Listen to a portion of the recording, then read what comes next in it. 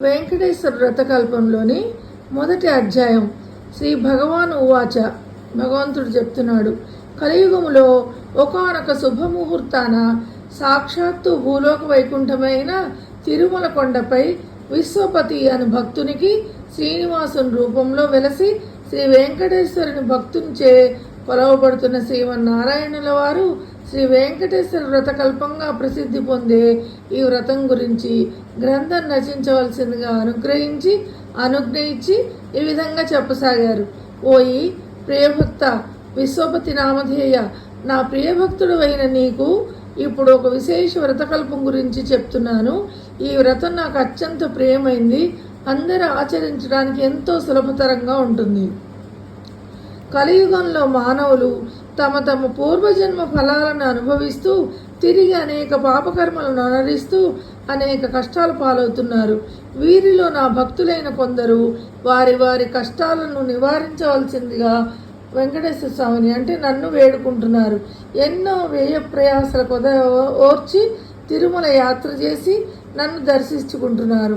నా భక్తులంటే నాకు అత్యంత ప్రియం, అంటే ఇష్టం. నా మీదే పూర్తిగా భారం వేసి ధర్మపదంలో జీవితం గడిపే వారి బాధ్యత నేనే వహిస్తాను అని చెప్పారు వెంకటేశ్వర స్వామి. ఇప్పుడు నేను వివరిస్తున్న ఈ వ్రతం శ్రీ వెంకటేశ్వర వ్రతకల్పం అనే పేరుతో ప్రసిద్ధి పొందగలదు. ఈ వ్రతం నాకు అత్యంత ప్రియమైనది. ఈ వ్రతాన్ని భక్తి శ్రద్ధలతో ఎవరైతే ఆచరిస్తారో వారి బాధలన్నీ తక్షణం నివృత్తి కాగలవు. ఈ వ్రతం ఎవరైనా ఎప్పుడైనా చేయొచ్చు. ప్రత్యేకించి మార్గశిర, మాఘ, కార్తీక మాసాల్లో కానీ, పౌర్ణమి, పంచమి, సప్తమి, ఏకాదశి తిథులందు కానీ, శ్రవణ, స్వాతి నక్షత్రములందు కానీ అలాంటి రోజుల్లో ఆచరించిన మిక్కిలి ఫలదాయకము.